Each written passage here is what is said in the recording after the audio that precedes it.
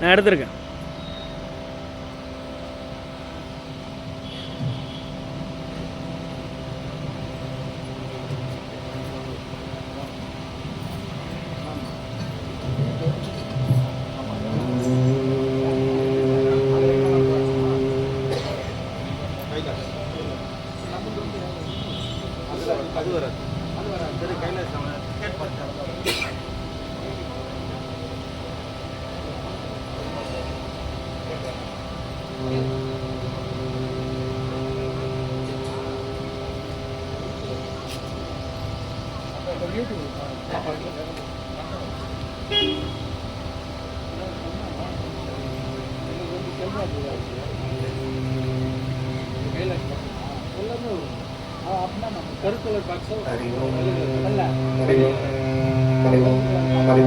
சிவம் மாதா பிதா குரு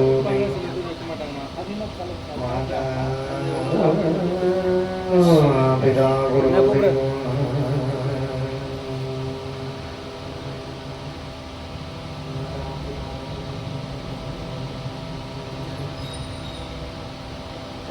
சீக்கிரம் கை கொட்டும் செஞ்சல் பெருவாக்கும் பெருடும் பெருக்கும் உருவாக்கும் மானின் முகத்தானே ஆதலால் கூட்டுவதும்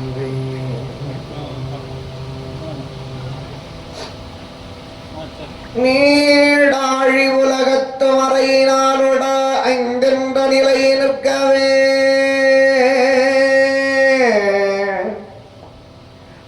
வாடாததவாய்மை முடிராஜல் மாவாரிதம் உயர்ந்தாள் எடாகமாமேறுவற்பு ஆகவம் கோர் எழுத்தானிதம் கோடாக எழுதும் பிரானை பணிந்து அன்பு கூர்வாமரோ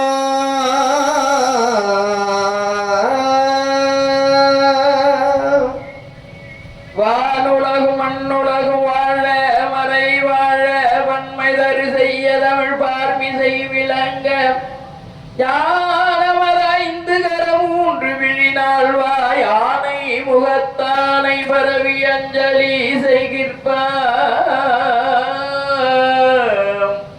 ஆனை முகத்தானை பரவி அஞ்சலி செய்கிற்பார் அருமறை முதல்வனை ஆழி மாயனை கருமொகில் வண்ணனை கமல கண்ணனையே திருமகள் தலைவனை தேவதேவனை இருபதமுளரிகள் இறஞ்சி எத்துவா இருபத முளரிகள் இறஞ்சி எத்துவா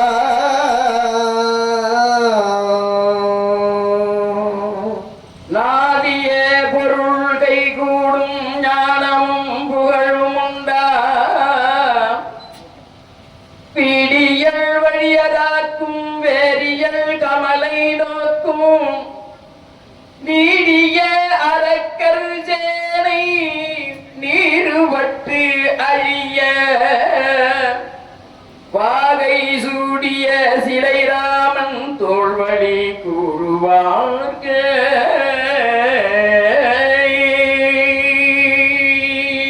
காரொழுகும் குழலாலை கருணை வழிந்து ஒழுகும் கரொழுகும் குழலாலை கருணை வழிந்து ஒழுகும் இருகடை கண்ணாடை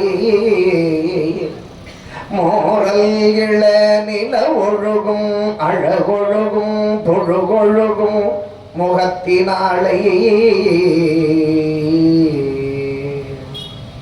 வாரொழுகும் தரத்தாளை வடிவு ஒழுகி தெரியாத மருங்குளாளை சீரொழுகும் பதத்தாளையே சீரொழுகும் பதத்தாளை அருணை உண்ணாமுலையாளை சிந்தை சேர்ப்ப தருமமே முக்கியம் தருமமே நிச்சயம் தருமரும் கொழுவிருக்க சாதி கபிமனும் நகுல சகாதேவரும் ஐவரும் தான் இருக்க மாதுடி ஒருவருக்கும் பாரியும் நல்லதான் மற்பொழுது பார்க்க வந்தாய் மாதுடி ஒருவருக்கும் பாரியும் அல்லதான் மற்பொழுது பார்க்க வந்தாய் சாருற்ற போரின் இல்லை வரையும் கொண்டுமே சபதமே முடித்த உமையே சர்வகுணவஞ்சியே மாயோன் சகோதரியே வந்து எங்களை இரட்சித்திடுவாய் வளர்கிரி கதம்பவன குங்கும வசந்த நெறியங்கள் மதிரூப பாஞ்சாலையே உண்மை வழி ஒருவரையும் நம்புகிறேன்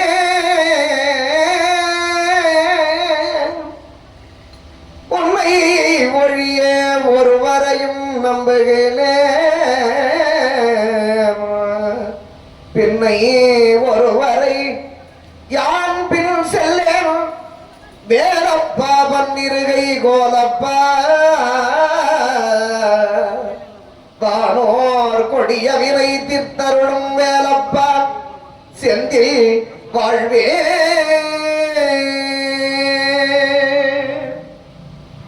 முருகனே செந்தில் முதல்வனே மாயோன் மருகனே முருகனே செந்தில் முதல்வனே மாயோன் மருகனே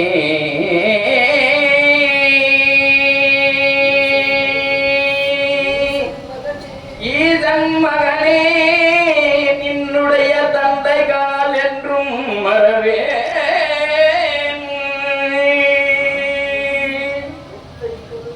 முத்தை முத்தை முத்தை தருவத்து திருநகை அச்சிக்கிற சக்தி சரவண முத்தை கொடுவிட்டு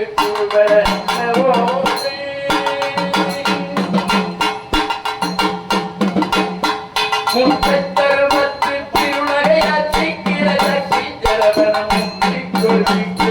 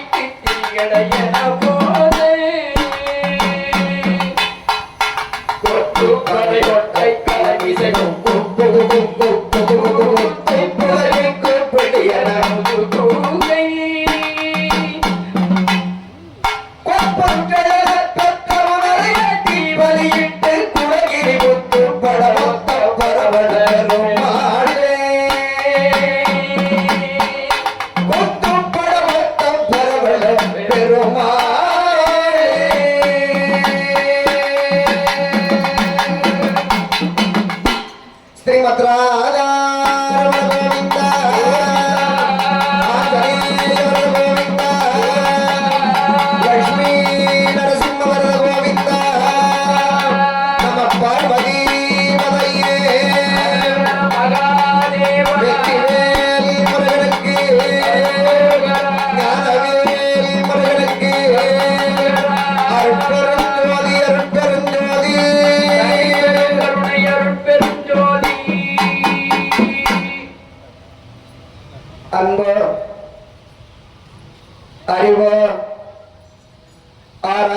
சொல்வன்மை அனைத்திலும் சிறந்த அன்பு பெரியோர்களுக்கும் அருமை தாய்மார்களுக்கும் இனிய குழந்தைகளுக்கும் இனி வர இருப்பவர்களுக்கும் கைலாஷ் தொலைக்காட்சி வாயிலாக இல்லந்தோறும் கண்டு கேட்டு ரசித்துக் கொண்டிருக்கின்ற ஆன்மீக நல்ல உள்ளங்களுக்கும் வலைதளத்தில் கையளவு வலைதளத்திலே கைபேசியிலே இந்நிகழ்வுகளை எப்பொழுது வேண்டுமானாலும் காணலாம் என்ற அளவிலே வசதி வாய்ப்புகளை ஏற்படுத்தி கொடுத்திருக்கின்ற அந்த வலைதள யூடியூப் சேனல் அன்பர்களுக்கும் அந்த வலைதளத்தை பயன்படுத்துகின்ற ஆன்மீக நல்ல உள்ளங்களுக்கும் இன்னைக்குதானே 2வது நாள், இன்னும் 4-5 நாள் போகட்டும், அப்புறமா சென்று பார்த்து கொள்ளலாம் என்று இருப்பவர்களுக்கும் இந்த புள்ளை சின்ன புள்ளியா இருக்குது, இது நம்ம ஊருக்கு தாங்குமா பின் வாங்குமா என்று எதிர்பார்த்து கொண்டிருக்கின்ற அடியனுடைய சொற்பொழிவை கேட்டு ஆவலோடு வந்திருக்கின்ற அனைத்து அன்புள்ளங்களுக்கும் அடியன்கள் மனம் வாக்கு காயம் என்று சொல்லும்படியானே திரிகரண சுத்தியோடு முதற்கண் வணக்கத்தினை உரியதாக்கிக் கொண்டோ 5ஆம் வேதமாகிய மகாபாரதத்தை ஆரணி பட்டு மாநகரத்தில் அருள்பாலித்துக் கொண்டிருக்கின்ற நம்முடைய அகில உலக ஜெகத்தரணி அம்பாள் பாஞ்சாலி அம்மனுடைய கடலிலே 2வது நாளான இன்று நாம் தொடங்க இருக்கிறோம் பெரியோர்களே. 2 என்று சொன்னால் சூரியன் சந்திரன் 2, இரவு பகல் 2, இன்பம் துன்பம் 2, வருவது போவது 2, ஆண் பெண் 2, நமக்கு துணை கரங்கள் 2, பார்க்கின்ற ஒளி கண்கள் 2. இப்பொழுது பாரதம் நமக்கு 2. உலகத்தில் இதிகாசங்கள் மக்கள் அறியப்பட்டவை 2, ராமாயணம் மகாபாரதம். இதில் சொல்லப்படுகிற காவியமும் இதிகாசங்களுள் 2வது, சொல்லப்படுகிற நாளும் 2வது நாள். ஆக 2வது நாளான இன்று நாம் காண இருக்கின்ற தலைப்பு சந்திரன் சிறப்பும் சந்திரகுல மரபும் என்று சொல்லும்படியான அற்புதமான தலைப்பு. ஆகையினால் ஆங்காங்க இருக்கின்ற பெரியோர்கள் இங்கு வந்து சேர அவ்வப்போது அம்பாளுடைய நாமத்தினை கூற நம்மிடம் இருக்கின்ற தீவினைகள் மாற நம் வாழ்க்கையிலே நல்லதெல்லாம் நிறைவேற வருக வருகவென விழாக்குழுவின் சார்பாகவும் அடியன்கள் சார்பாகவும் அழைத்த நிகழ்வை தொடங்குகிறோம். நேற்றைய தினத்திலே நாம் கேட்டவை ரிக்கு யஜுர் சாமம் அதர்வனம் என்கின்ற 4 வேதத்தை நன்கு அறிந்த அருளாளர் வியாச மகாமுனிவர் விநாயக பெருமானை அழைத்து முதற்கண் கடவுளே, முன்னின்றும் காக்கும் கணநாதா, 5ஆம் வேதத்தை உங்கள் திருக்கரத்தால் எழுத வேண்டும் என்று கேட்க அதன்படி மேருமலையை எழுது ஏடாக கொண்டு வலது தந்தத்தை எழுது கோலாக கொண்டு வியாசர் சொல்ல விநாயக பெருமான் முதல் நூல் இயற்றினார். அதற்கு வழிநூல் தமிழிலே இயற்றியவர் வில்லிபுத்தூர் ஆழ்வார். அதற்கு துணை நூல் இயற்றியவர் நல்லா பிள்ளையார்.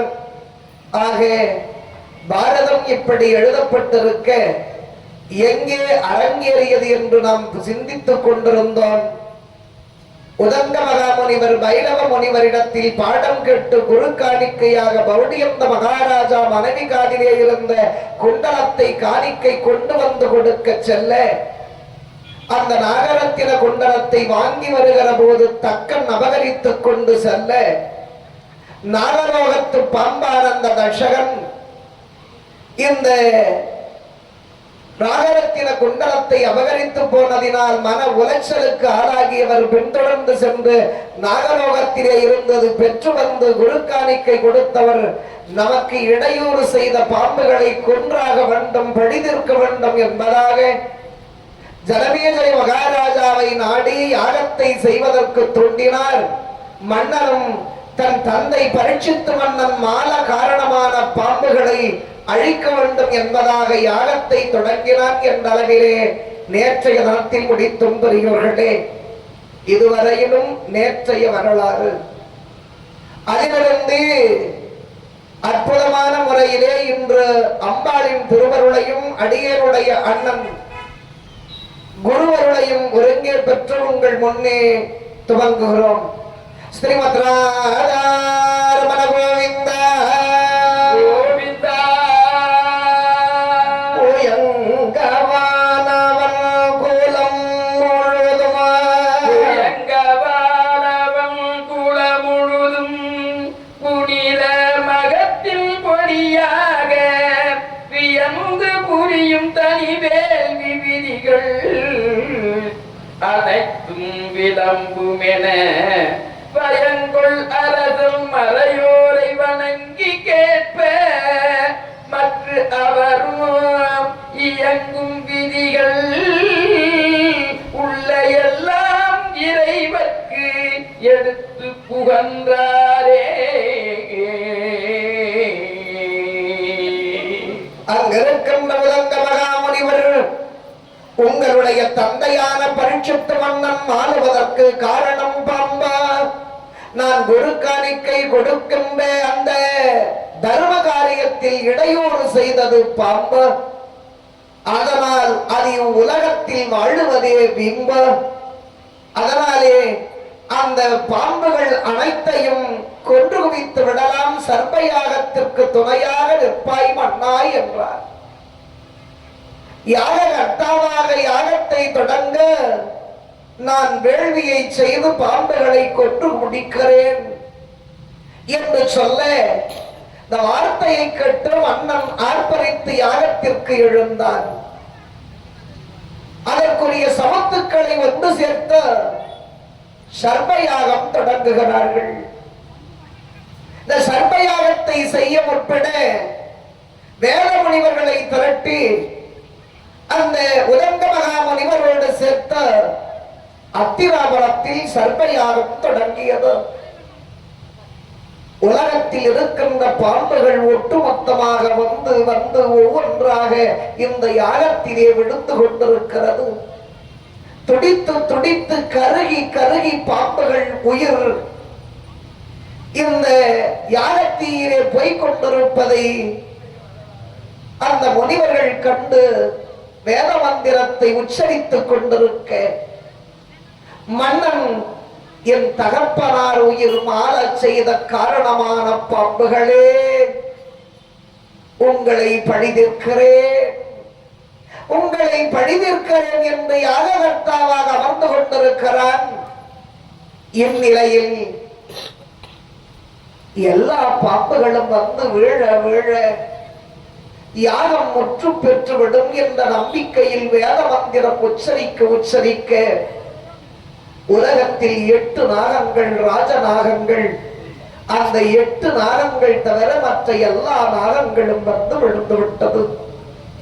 அனந்தன், ஆதிசேஷன், மகாபதுமன், வாசுகி, சங்கபாலன், கார்கோடகன் என்று சொல்லும்படியான இந்த தக்கன், இப்படிப்பட்ட பாம்புகள் எல்லாம் 8 நாகங்கள், அஷ்ட நாகங்கள். இதை தவிர மற்ற எல்லா பாம்புகளும் வந்து வந்து விழுகிற போது அந்த ஆதிசேஷன் பாம்பானது தன்னுடைய இனமெல்லாம் அடிவதை கண்டு கலங்குகிறது. நாகலோகத்திற்கு அரசன் வாசுகி ராஜா. ராஜா ஒரு நாடு அழிகின்ற போது அந்த நாட்டை அழிக்கின்ற பாவம், நாம முடிசூடி இருக்கும் போது நாடு அழிதே, அப்ப நம்ம ஆட்சி சரியில்லையோ என்ற எண்ணம் இருக்கும் இல்லையா? ஒரு செயல் சரிவர நடக்கவில்லையானால் அதற்கு தலைமை பொறுப்பு. அந்த தலைமை தாங்கிக் கொண்டிருக்கின்ற வாசுகி ராஜாவுக்கு மிக வருத்தம். நம்மை இனமெல்லாம் நம் கண்முன்னே அழிந்து கொண்டிருக்கிறதே, என்ன பாவம் செய்ததினால் நம் இனத்தை பறிகொடுக்கின்றோம் என்று வருத்துகிறார். அப்பொழுது ஆழ்ந்து சிந்தித்தவருடைய சிந்தனைக்கு மன்னரிடத்திலே சமாதானம் பேசி பார்ப்போம். முடிந்தது முடிந்தது, செத்து போன பாம்பு இனி உயிராக்க முடியாது, இருக்கிறதையாச்சும் தக்க வச்சுக்கணுமே, இருக்கிற பாம்புகளை காப்பாற்ற என்ன வழி என்று யோசித்து இந்த பாம்புகளுக்கெல்லாம் ஒரு தங்கை, அவள் பேரு ஜலதாரை. அந்த ஜலதாரைக்கு ஒரு மகன் இருந்தான், அவன் பெயர் அதிகாயன். அந்த அதிகாயனை சென்று சந்தித்து, அதிகாயா, நீ சென்று ஜனமேஜய மன்னரிடத்திலே பாம்புகளின் அருமை பெருமைகளை எடுத்து சொல்லி, அதனால் உலகத்தில் துன்பத்தை விட இன்பம் தான் அதிகமாக இருக்கிறது என்ற மகத்துவத்தை சொல்லி அந்த யாகத்தை தடுத்து நிறுத்தி வா, முயற்சித்து பார், இறுதியான முடிவு என்பதாக வாசுகி ராஜா அனுப்பி வைத்தார். இவரே அந்த யாகத்தாண்ட போயிட்டு சமாதானம் பேசி பார்க்கலாம், மந்திர சக்தி இழுத்து நெருப்புல விட்டுச்சுன்னா, அதனாலே அந்த எண்ணத்திலே அதிகாயனை அனுப்பி வைத்தார். அதிகாயம் சென்று அரசனை சந்தித்து, அரசே வணங்குகிறேன், நீ மிகுந்த நல்ல குலத்திலே பிறந்தவன், ஆனா இந்த பொல்லாத வேலையை செய்வதை நீங்கள் நிறுத்திருக்கலாம். உங்க முன்னோர்கள் எப்படிப்பட்ட பெருமை வாய்ந்த வாழ்க்கையை வாழ்ந்து உலக மக்களுக்கு எடுத்துக்காட்டாக வாழ்ந்து சென்றார்கள். ஆனா நீங்க செய்வது தர்மம் தானா? இந்த உலகத்தில் ஒரு உயிரை படைப்பதற்கு மனிதனுக்கு உரிமை உண்டு, எடுப்பதற்கு யார் கொடுத்தார் உரிமை? இந்த பிரபஞ்ச பூமியானது எல்லா உயிருக்கும் பொதுவானது. அப்படி இருக்க யாகத்தை செய்து ஒரு ஒட்டுமொத்த இனத்தையே அழிப்பதற்கு உங்களுக்கு யார் கொடுத்தார் உரிமை? இன்னைக்கு ரஷ்யாக்காரங்க உக்ரைன்ல குண்டு போட்டதனால ஏறக்குறைய 300க்கு மேற்பட்ட அந்த உக்ரைன் சிப்பாய்கள் உயிர் போச்சுன்னு சொல்றாங்க. ஒரு உயிரை எடுக்கக்கூடிய உரிமை யார் கொடுத்தார்? உனக்கு அந்த நாட்டை பிடிக்கணும்னா நீ ஒதுங்கிக்கோ, என் நாட்டுக்குள்ள நீ வராதன்னு தடுத்து நிறுத்தலாம். அந்த நாட்டுக்குள்ள போய் அடிக்க வேண்டிய அவசியம் இதெல்லாம் நம்ம பேசலாம், சிரிச்சிடுவாங்க.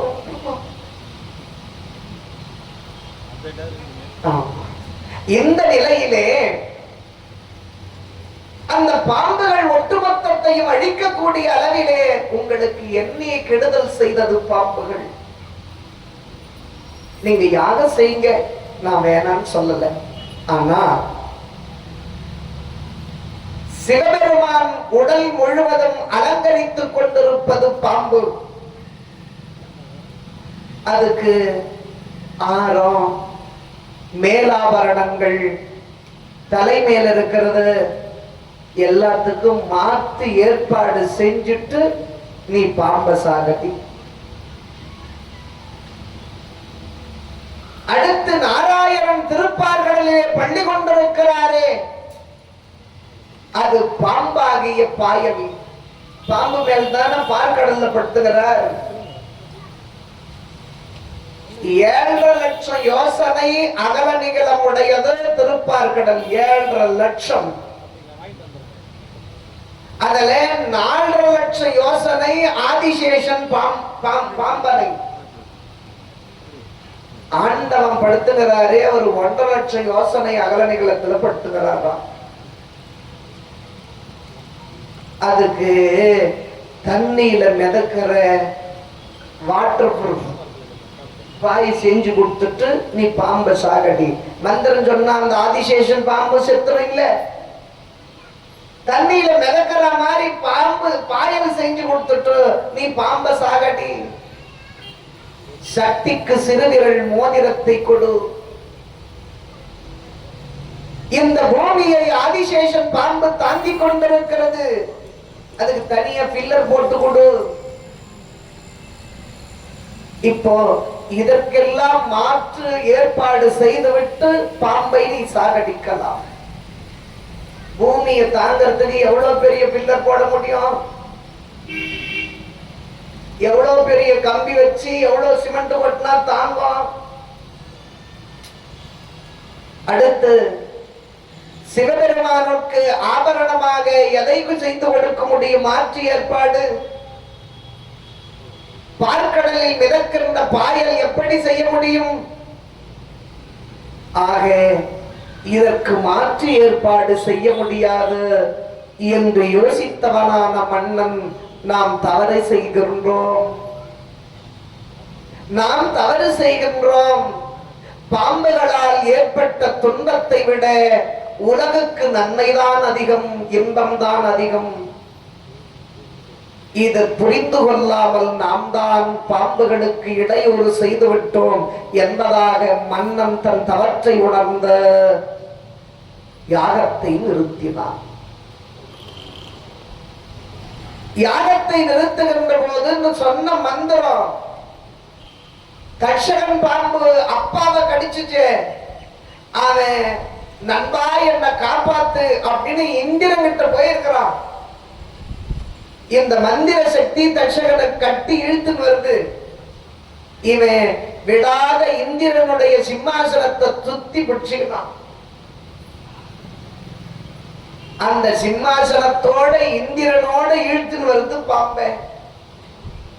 இந்த யாகம் இன்னும் கொஞ்ச நேரம் நடந்தா இந்திரனோ இந்த தட்சகனோ 2 பேரும் சேர்ந்து ஆள் அவுட். இந்த நிலையில் யாகத்தை நிறுத்தியவுடனே மீண்டு சென்றார்கள். இப்பொழுது சிந்தித்தவனாயிருக்கிற மன்னன் யாகத்தை முடித்து முனிவரை வழி அனுப்பிவிட்டு தனிய அமைதியாக இருந்து யோசிக்கிறான். யோசிக்கிறானே அவன் ஒரு சந்தேகத்துக்கு ஆட்பட்டான். வாழ்க்கையிலே சந்தேகம் வந்துடக்கூடாது. சந்தேகம் ஒண்ணு வந்துச்சுன்னா சந்தோஷம் போயிடும். டவுட் வந்துச்சு வாழ்க்கை அவுட்டு. சந்தேகம் வந்தது. என்ன சந்தேகம்? மதி பெரியதா விதி பெரியதா? அறிவு பெருசா விதி பெரியதா? பாம்புகள் இந்த யாகத்தீரே விழுந்து சாக வேண்டும் என்பது விதி. நாம யாகம் செஞ்சோம், பாம்புகளும் வந்தது. இந்த விதியை ஒரு சிறு பிள்ளை அறிவால் வென்று சென்றானே. ஆக விதியை மதியால் வெல்ல முடியும். அறிவிருந்தால் விதியை வென்று விடலாம் என்ற உறுதிப்பாட்டிற்கு வந்தான் மன்னன். அப்போ பளிச்சின் ஒரு ஒளி, அந்த ஒளியிலே வேதத்தை வகுத்த அருளாளர் வியாச மகாமுனிவர் வந்து நின்றார். வந்து நின்ற வியாச மகாமுனிவர்,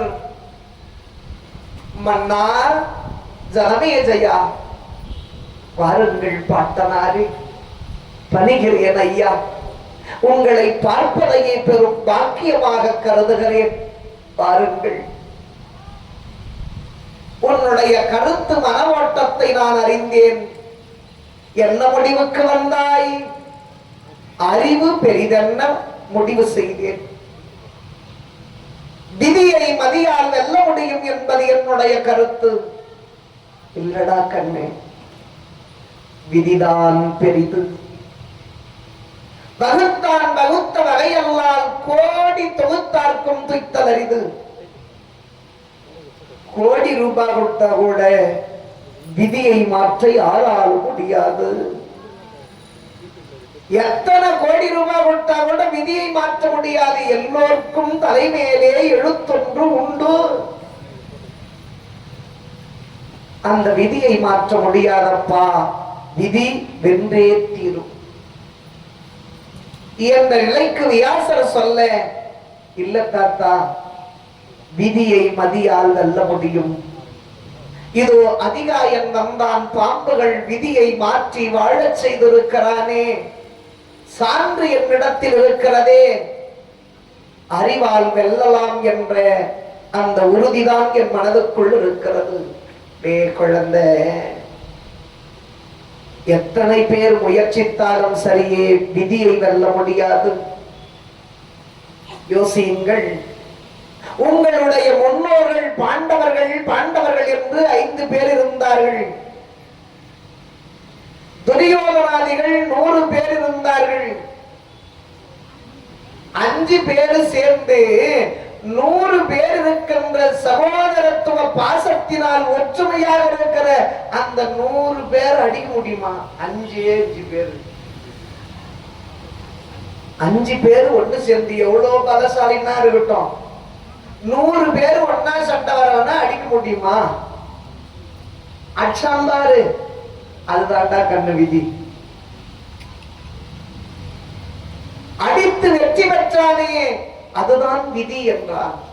இல்ல தாத்தா, அந்த சண்டையை நிறுத்த எத்தனையோ குரு பெரியோர்கள் முயற்சித்து முடியாமல் போனதே, அதுதான் விதி.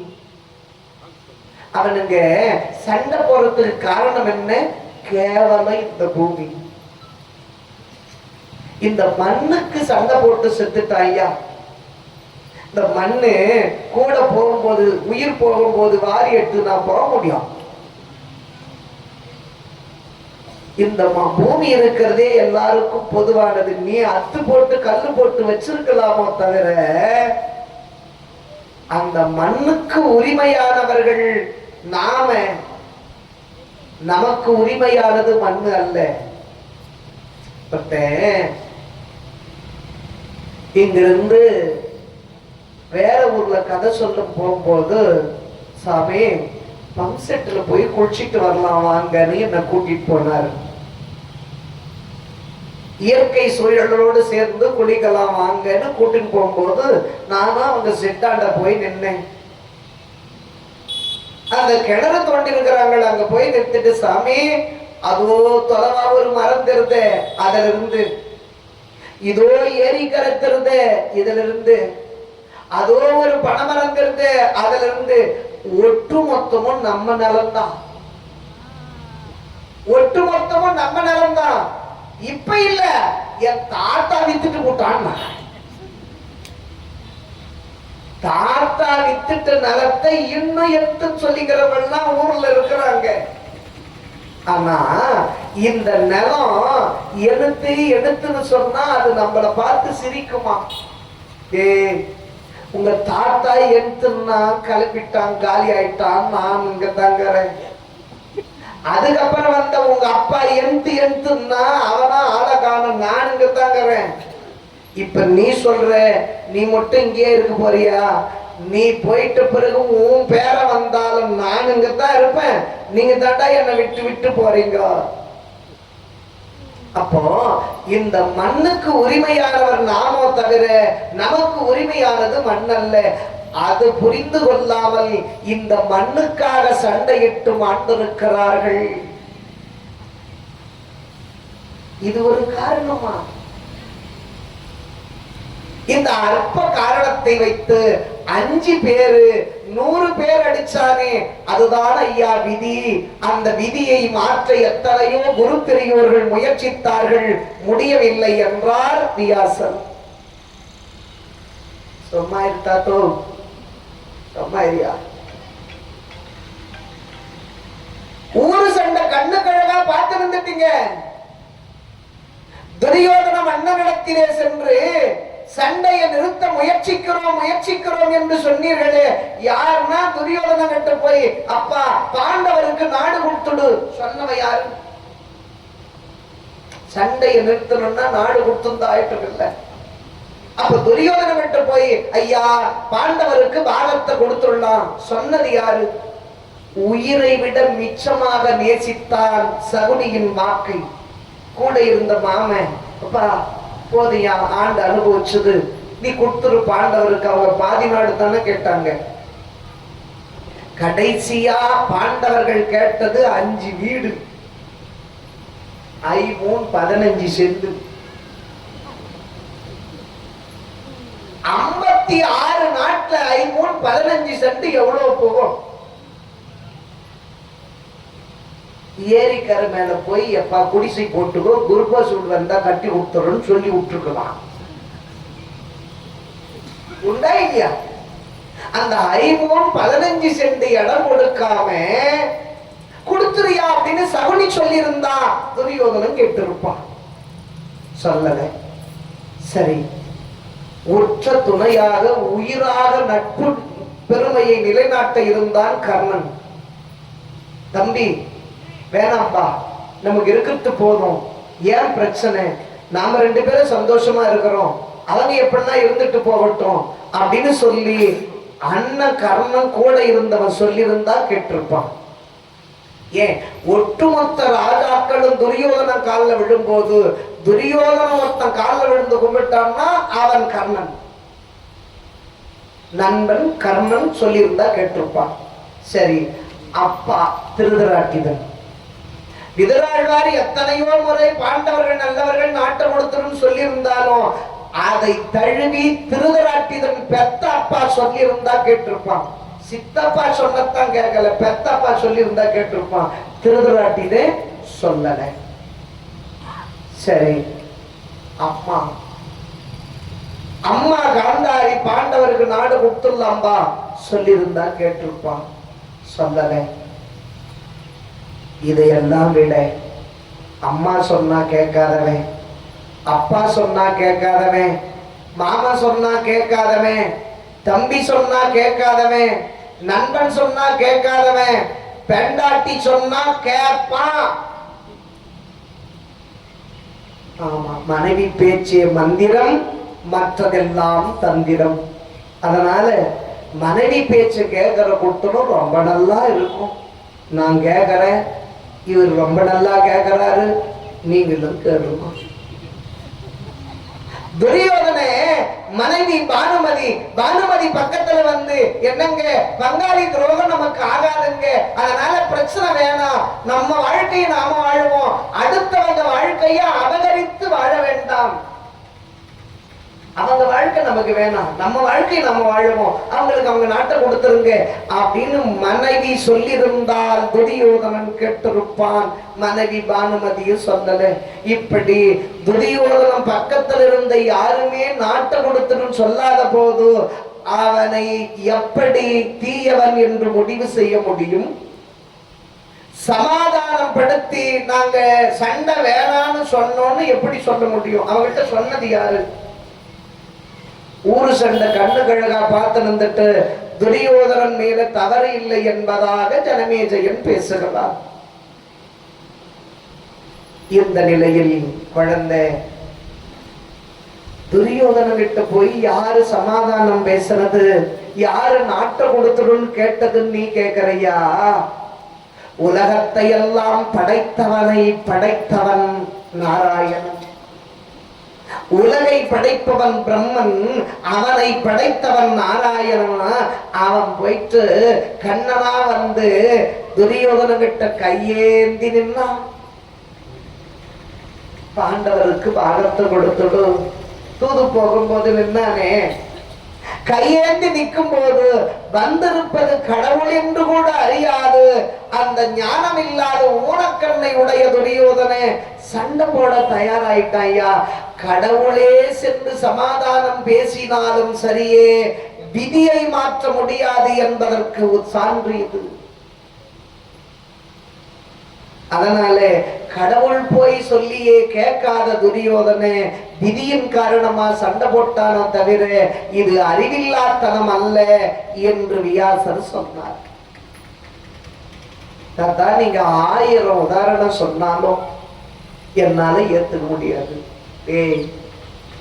இன்னும் தெளிவா சொல்றேன் கேளு. துரியோதனம் பக்கம் 100 அண்ணன் தம்பிங்க, 100 பேரு. அவன் 100 பேரு 100 வீட்டுல பொண்ணு கட்டியிருப்பான். அப்ப 100 மாமனாரு. மருமகனுக்கு ஒண்ணுன்னா மாமனார் மனசு தானே அடிச்சுக்கோ. அப்போ துரியோதனாதிகளுக்கு அந்த 100 மாமனார் சப்போர்ட் இருந்திருக்கும். இப்ப மாமனார் 100னா ஒரு வீட்டுக்கு ஒவ்வொரு பிள்ளைனா கூட 100 மச்சான் ஆச்சு. இப்ப அவன் 100 பேரு, துரியோதனாதிகள் 100 பேரு, மாமனார் 100 பேரு, மச்சானுக்கு 100 பேரு. இது இல்லாத நெருங்கின சொந்தம் சகுனி ஒருத்தன், கர்ணம் ஒருத்தன். இவங்க இங்க இருக்கட்டும். நெருங்கின சொந்தம் 302. பாண்டவர் எடுத்துங்க, 5 பேர் அண்ணன் தம்பி. 5 பேரும் சேர்ந்து ஒரே வீட்டுல பொண்ணு கட்டலாம். 5 வீட்டுல கட்டியிருந்தா கூட 5 மாமனார் வந்திருப்பான். ஒரே வீட்டுல பொண்ணு கட்டினா அவன் ஒரே ஒரு மாமனாரு, ஒரே ஒரு மச்சான். இவனுக்கு ஒட்டுமொத்த சொந்த பந்தமே கண்ணனோட சேர்த்து 8 பேர் தான். இந்த 8 பேரு 302 பேரு சொந்த பந்தத்தை எதிர்த்து சாகடிக்க முடியுமா? அடித்தான். விதியின் காரணமாக துரியோதனாதிகளை வென்றார்களே, இதுதான் அப்பா விதி. விதிதான் வென்று தீரும். எத்தனை முயற்சித்தாலும், எத்தனை அறிவு கூர்மையில் யோசித்தாலும் விதியை வெல்ல முடியாது என்று வியாசர் மீண்டும் மீண்டும் இடித்து சொன்னார். இவன் கேட்கல. எப்பவுமே பெரியவங்க பேச்சை யாரு கேட்டான்? இப்ப நீ கேட்க போற. சொல்லும் போது புரியாது, பட்டாதான் தெரியும். அனுபவம் உனக்கு புரிய வைக்கும். ஜனமேஜயா, விதி பெரிதென்று உணர்வதற்கு இப்பொழுது உனக்கு நான் ஒரு பரீட்சை செய்கிறேன்.